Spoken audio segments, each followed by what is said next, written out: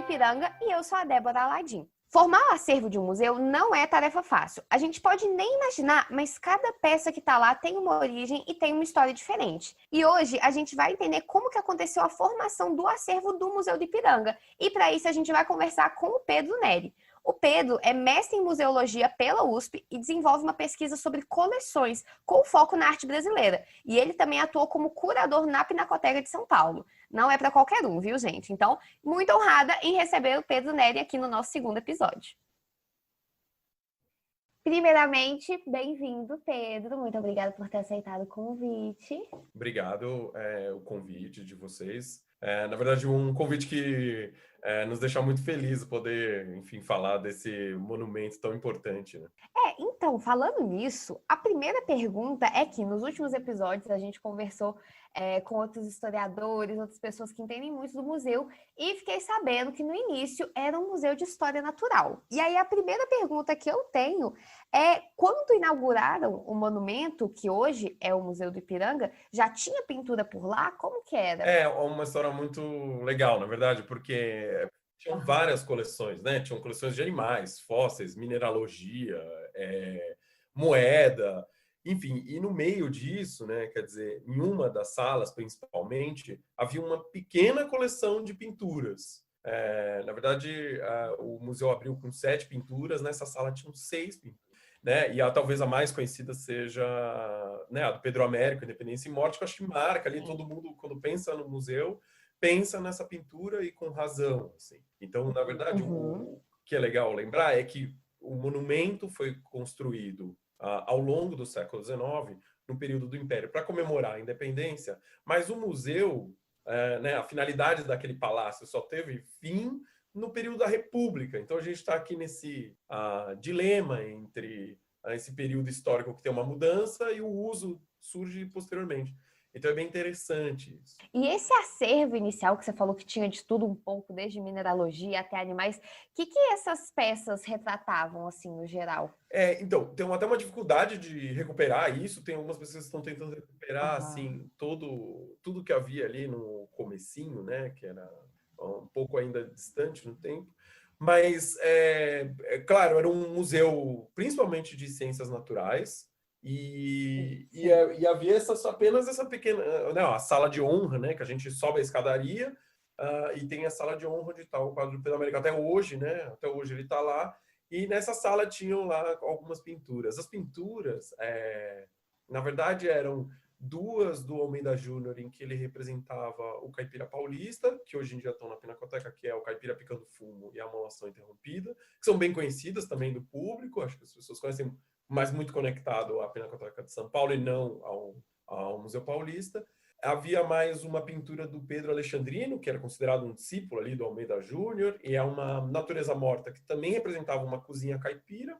E haviam mais 2 pinturas, uma doada pelo Almeida Júnior, que é leitura, também está na Pinacoteca, depois a gente chega lá, e uma pintura do Antônio Parreiras, que é uma manhã de um pouco um outono, e que é bem cinzenta, tem uma cara meio, sabe, de campo no alto da Serra de São Paulo. Então, essas 2 últimas foram doadas pelos artistas para o museu em 1894, né? Um pouco antes de abrir. O museu abre em 1895. E como que foi essa mudança de direção do museu, para sair de um museu de história natural para o Museu do Ipiranga que a gente conhece hoje? Isso é um processo longo, né, da história da instituição. A gente conecta ele muito ao museu de história, né? Claro, por conta até da independência que ele marca. Ele nunca perdeu, né, essa característica de marcar a independência. Isso é um fato importante. Mas a gente tem que lembrar que no século XIX, principalmente, um museu era uma instituição, digamos assim, de ciência de ponta, né? É como se hoje, sei lá, a gente pode associar um laboratório, talvez, mais relacionado à tecnologia, né? E era isso, o Museu de Ciências era, assim, era o auge, assim, digamos assim, da tecnologia, da pesquisa científica. E não somente da visitação pública, como a gente conhece hoje. Hoje, os museus, para a gente, é muito um espaço de visitar as exposições, entender as coleções, mas naquela época não era apenas isso. Quer dizer, até hoje nos museus de ciências naturais mais fortes, né? Mas era um espaço de produção científica. Então, era um museu de ciência natural era algo que, como se pode dizer, era assim, um pouco uma expectativa muito alta em relação. E é um pouco também o que acontecia na capital, no Rio de Janeiro, que tinha o Museu Real, que depois virou Museu Nacional, que infelizmente pegou fogo recentemente, mas é exatamente esse modelo, né? Um museu que é meio de ciência natural, mas que ele acaba englobando umas ciências humanas, como uma etnologia, mas muito vista sobre um aspecto de um darwinismo social, né? A gente tinha uma entrada do aspecto humano dentro da natureza. Então, um partido evolucionista também tinha. Então, isso também é uma coisa bem importante no finalzinho do século XIX. E, na verdade, para lembrar, assim, o Museu Paulista ele vai ter uma sessão histórica assim, instituída, né, apenas na década de 20. Então, a gente está falando ali do final do século XIX, só foi ter uma sessão de história no museu na década de 20. Então, é uma distância, está um pouco nessa inauguração do museu que a gente está tratando, a gente está distante ainda desse aspecto, mas sempre havia a expectativa de ter uma sessão específica para a independência, para tratar, afinal, é um monumento criado para isso, né, de celebração. Né? Sensacional. E você tinha mencionado sobre esses quadros que inicialmente estavam no museu, e entre eles, se eu não me engano, você falou do Almeida Júnior, não foi? Uhum. E aí a pergunta é se faz sentido os quadros populares do Almeida Júnior, eles estarem junto com uma pintura como o Independência ou Morte do Pedro Américo. Tinha uma narrativa, um projeto, porque eu que faço faculdade de História hoje, eu sei que toda a museologia tem um motivo das peças, a ordem, a posição, o acervo, a seleção mesmo, mas qual que era, o que tinha em mente essa narrativa, assim, de juntar essas pinturas? Legal você falar isso, que é uma das primeiras coisas que eu sempre falo, né? A gente tem que sempre lembrar Sim. que exposições são discursos persuasivos. Eles querem te convencer de alguma coisa, não importa se com objetos, com palavras, com pinturas. Então, isso é bem legal você lembrar. Porque foi justamente aí que pegou, porque assim, eu também fui investigar isso, também é uma história difícil de se reelaborar.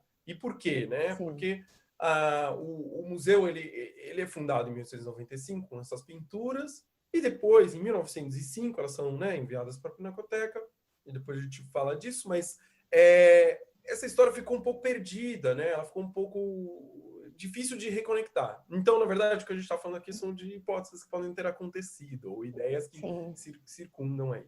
A gente, em primeiro lugar, vê o caipira, né, essa figura, já muito sobre uma ótica mais folclórica, cultural, e na época não era tão distante da gente, digamos assim. Por quê? Porque o caipira era um sujeito que estava ainda nos arredores da cidade. A cidade crescia, né?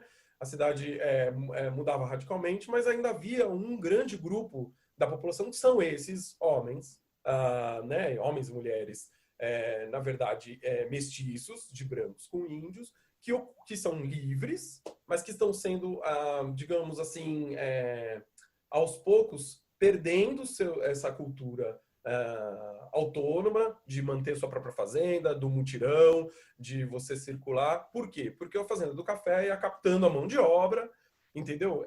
E essa cultura ia um pouco se perdendo. Então, e aí a gente entra num problema até um pouco mais amplo. Por quê? Vamos retomar. Então, o museu vai lá no final do Império, né? Quer dizer, o palácio surge, o monumento surge no final do Império. A pintura do Pedro Américo é desse período, né? Ele faz parte do monumento e não exatamente do museu. Isso para a gente diferenciar, porque ele é adquirido no processo de construção do monumento. E aí tem a República. E aí tem o primeiro, primeiro governo que vai ter republicano um pouco eleito, não pode dizer popular, porque a maneira de ser eleito ainda era censtária. E aí a gente tem esse surgimento dessa instituição. Então, em 1893, você vai falar que aquele lugar vai ser um museu. E aí surgem questões, porque está claro no texto que vai ter uma sala dedicada a pinturas. E aí esse assunto fica um pouco difuso. A gente nunca sabe se essas pinturas vão tratar somente da história ou se vão ser uma galeria de belas artes. E aí, na investigação, eu comecei a perceber que havia uma influência decisiva do Almeida Júnior sobre a concepção dessa sala. Porque em 1893, ele vai junto com o secretário, né, do interior, que estava cuidando de construir o museu, eles vão junto visitar as salas para ver onde vai ser a galeria, então, artística. Ou seja, Se ele, junto com o secretário, que é o Cesário Mota Júnior, um influente, ele era médico, mas ele era extremamente influente, né, elite intelectual paulistana. Ele foi o primeiro também diretor do Instituto Histórico de São Paulo. Então, é um cara muito vinculado à história. Ao mesmo tempo, Cesário Mota Júnior e Almeida Júnior, né, tratavam da figura do caipira, o Cesário em texto, escreveu um teatro sobre uma caipira, e, ao mesmo tempo, o Almeida Júnior iniciava essas pinturas que remetiam ali a essa população do interior de São Paulo. Ambos são do interior, um de Porto Feliz, outro de Itu. Então, a gente tem, quer dizer, houve uma combinação. E aí, que é interessante, que nunca está muito claro isso. Isso também foi uma coisa engraçada, assim, de descobrir. Porque ele, quer dizer, a sala estava lá grande, né? Ia estar, né? Não estava, mas ia estar a grande pintura do Pedro Américo. Eles provavelmente conheciam aquela pintura por foto, porque tinha circulado foto. Mas eles ainda não tinham visto montadas, provavelmente. Porque não tinha sido montado. Isso é uma história muito legal da pintura do Pedro Américo, né? E aí, eles vão lá, visitam a sala, e aí eu percebi que essas duas pinturas que ele faz, que são o caipira picando fumo e a molação interrompida, elas cabem exatamente no tamanho da sanca de gesso lateral à grande tela do Pedro Américo. Então, se a sala ali, que é um grande retângulo, a pintura do Pedro Américo ao fundo, essas pinturas caberiam na arquitetura lateral dessa sala, né? Então, me parece muito claro, né? E aí as pinturas são feitas em 1894. Se eles visitam o museu em 93, em 94, essas são uma pintura que encaixam na parede, me parece muito suspeito que aquilo não tenha sido projetado para a sala, né? Então, há um fato interessante, assim. E aí, o que acontece, né? Um desdobramento, porque é difícil não agora pensar de que eles haviam um projeto minimamente para essa sala. Né, decorativo, assim, e que é muito diverso do que a gente tem hoje. Então, eu acho que provavelmente no próximo podcast vocês devem ouvir sobre esse assunto com o Carlos, que escreveu um artigo junto comigo. E na verdade, é interessante porque, assim, tem um desdobramento até do quadro do Pedro Américo, porque o Pedro Américo tem aquela cena super, né, frontal, conhece, do imperador, mas no canto esquerdo, a gente tem uma representação de um caipira carregando um carro de bois. Né, cruzando ali o Rio do Ipiranga, né? Ele estava no sentido de vir para São Paulo, e no meio da tela tem um sujeito, assim, num cavalo, que está todo paramentado com uma roupa típica mais considerada do paulista, mas é completa a roupa, né? O caipira está meio sem camisa e tal. E no fundo a gente vê uma figura bem pequena para os nossos olhos, mas ela é grande na tela, de um negro indo para o fundo. Então, ali, me parece que aquele canto não foi tão pouco pensado também, né? A gente chegou à conclusão de que aquilo ali tem uma representação importante do que seriam quase como as 3 raças no Brasil. Então, também tem interpretação que é ainda difícil de ser feita. E aí, ao mesmo tempo, os caipiras expandem essas laterais dessa tela, porque se tá ali essa tela meio num lado direito, né? Tem aquela casinha na tela do Pedro Américo que você vê ali a situação de uma casa caipira, né? Feita de barro. Do outro lado tem esse carro de bois. E esses caipiras do Almeida Júnior ficam enpostados nas laterais, chamando muita atenção para esse assunto. Esse assunto ganha uma proeminência. E aí, enfim, na investigação fica... Por que o caipira entrou, de repente? Porque ele não parece, diante do marco histórico da independência, é difícil tratar ele como folclore, ou como apenas folclore, né? Acho que ele tem um dado histórico e até ideológico, né? Vamos dizer, do que queria ser ali. E aí é que está, aí é a dificuldade de perceber, e aí a gente está navegando agora em águas, né, um tanto mais Não, acabando esse episódio, eu já vou ligar o Sherlock Holmes, colocar zoom na pintura e ver todos os detalhes. Eu, inclusive, Pedro, eu descobri recente, alguém que me contou que a casinha que está representada no quadro do Pedro Américo é a casa do Bandeirante que está lá no Parque da Independência, né? Tem essa história. Eu também não sei dizer se isso é isso. Essa casa é aquela casa. Eu não sei exatamente, mas assim. Enfim, né? Todos esses pintores estudam o lugar, olham as pinturas dos outros, então eles sabem que eles estão entrando em contato. E o que é muito legal é entender que assim, né? Quer dizer, como o que queria dizer então aquele caipira ali, né? Um pouco estranho, assim, né? Para aquela representação tão de uma identidade tão forte, né? Um imperador, né? Com nome, com sobrenome, numa atitude heróica. De repente tem o caipira, que é um sujeito anônimo, que a gente não sabe, não tem nome mesmo, e que está representando de forma alegórica, monumental, uma população, e não um sujeito. Então a gente tem uma representação muito diversa aqui, né? E aí, enfim, o que a gente acredita que tenha ocorrido é que havia uma dimensão ali no começo da República de tentar trazer à tona esse sujeito que carregava em si autonomia. E aí, o que a gente quer dizer com isso? O caipira, ele ficou ao longo dos séculos, ele é resultado, né, das entradas das bandeiras, das monções que vão percorrer e até a busca do ouro, mas eles se estabeleceram em ranchos nesse grande interior que era o Brasil, e eles, digamos assim, foram responsáveis por ocupar esse território. Então, na verdade, são mantenedores, são herdeiros, assim, digamos, são digamos, paulistas natos, né? E eles que mantiveram o território, são uma mistura de branco com índio.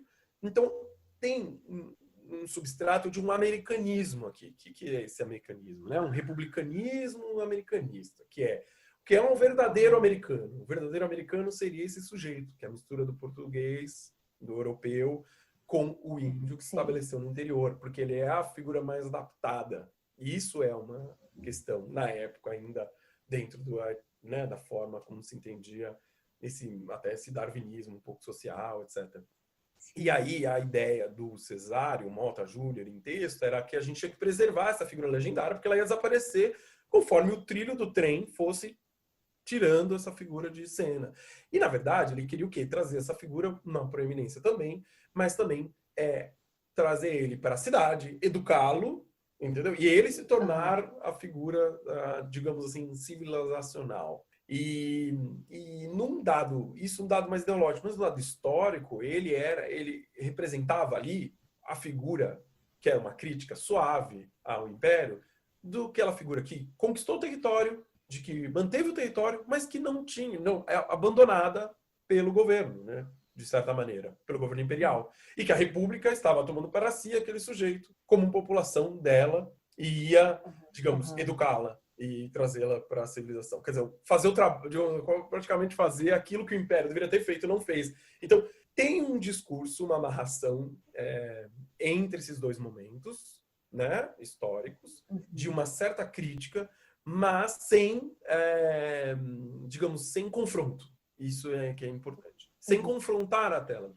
E aí o legal é que, depois que essas telas entram, o museu abre em 1895, já em 1895, o Almeida Júnior começa a fazer uma grande pintura, sua maior pintura que ele fez em vida, que é a Partida da Monção. E aí é engraçado, porque assim, ele seguiu, segundo, né, várias pesquisas estão apontando que ele seguiu o texto do Cesário. O Cesário tinha escrito um texto sobre as monções e ele começa a fazer essa pintura.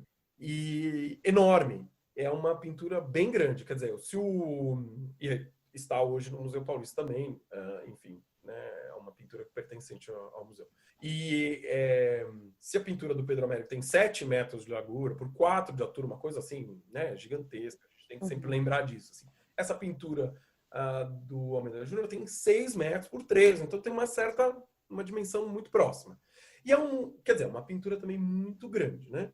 E é difícil imaginar que o Almeida Júnior tenha feito isso para vender para alguém. Na verdade, a gente acredita também que ele fez essa pintura para o museu, mas a gente não tem como comprovar isso, digamos.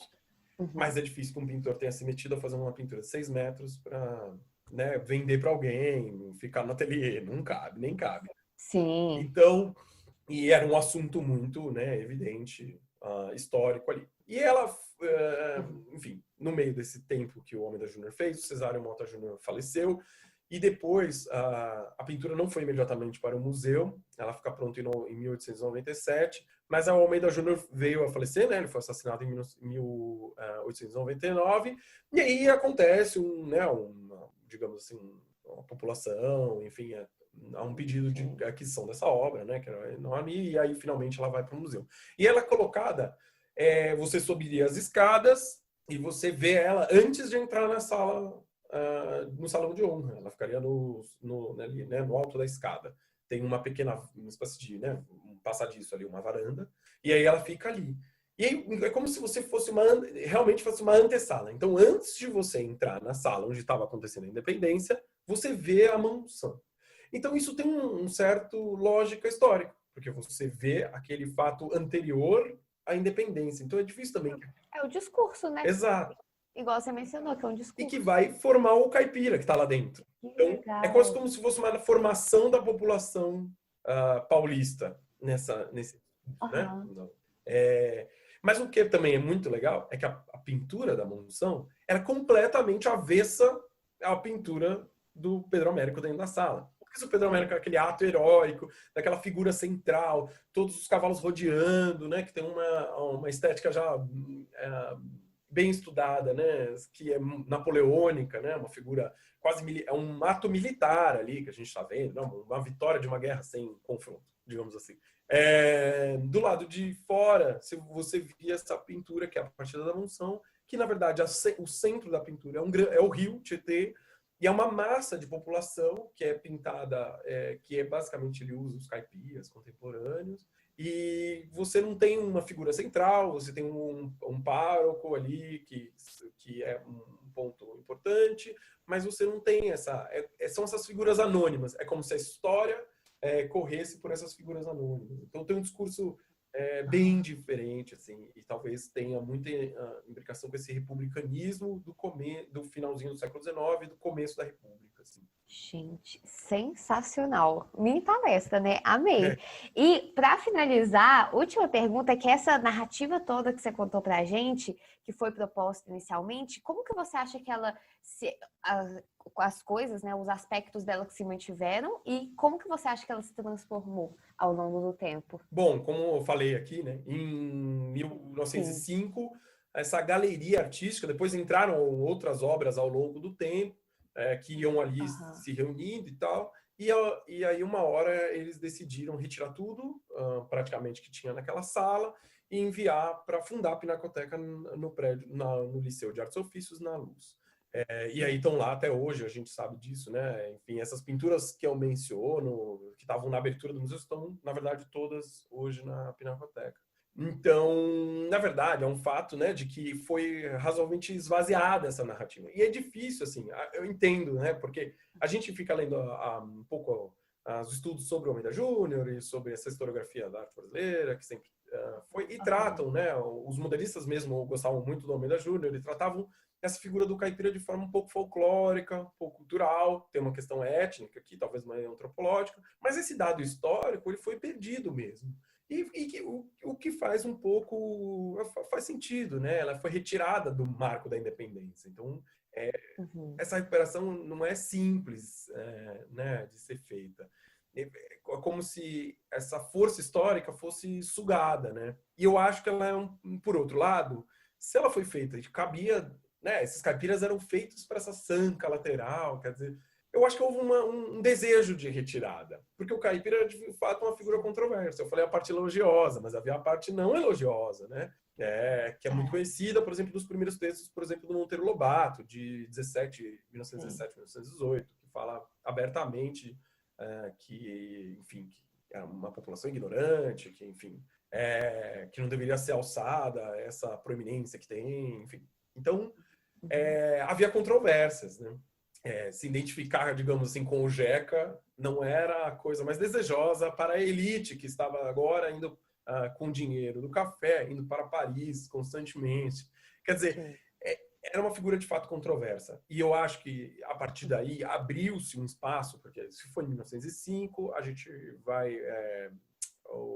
muda de diretoria em 17 e começa um remodelamento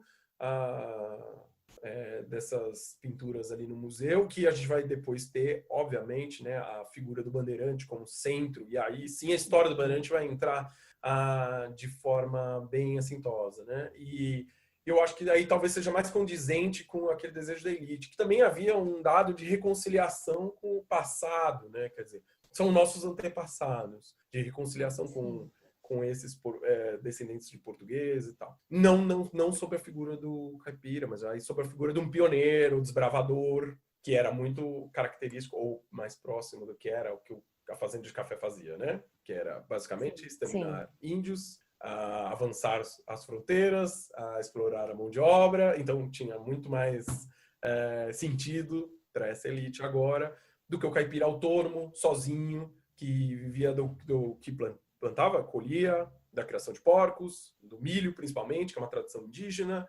Quer dizer, esse dado vai se... eu acho que fica nesse lugar do folclore e é talvez um pouco intencional por um tempo. E eu acho que a gente tem que sempre lembrar que o monumento, tudo que a gente coloca dentro daquele monumento histórico, ganha uma força histórica incontornável. Então, isso é um dado que eu acho que é importante. Tirar, o caipira fez parte um dia da proclamação da independência. Isso é um fato aqui. Maravilhoso, Pedro. Sensacional. Eu achei incrível, porque, assim, como hoje eu atualmente faço faculdade de História, né? Mas as pessoas, às vezes, não pensam que, tipo, tem um motivo. Até mesmo a ordem das peças, né? Igual você falou, é toda uma caminhada que, à medida que você vai subindo, e a ordem das pinturas e dos salões é uma coisa simplesmente sensacional. E você mesmo, como curador de acervo, você deve ter todo um cuidado, né? Para pensar na ordem, em como elas são colocadas. Enfim, eu achei muito interessante. Isso mesmo que você falou de que uma exposição é um discurso, sabe? É uma coisa que eu, pelo menos, nunca tinha parado para pensar. Achei muito interessante. Vou refletir depois, sabe? Coisas que você deita a cabeça no travesseiro à noite e passa um tempo pensando. Hoje vai ser o meu assunto de reflexão. Acho ótimo. Exposições são discursos. Eu simplesmente amei, amei. Muito obrigada por ter comparecido e conversado comigo. Obrigado, Débora. E para finalizar, no próximo episódio, a gente vai conversar um pouco sobre as peças que foram encomendadas para o Centenário da Independência. Vai ser maravilhoso e eu espero vocês lá. Aqui é o podcast Ecos do Ipiranga, onde a história ganha novas histórias. E se você quiser acompanhar a nossa programação, é só você entrar no site ecosdoipiranga.com.br.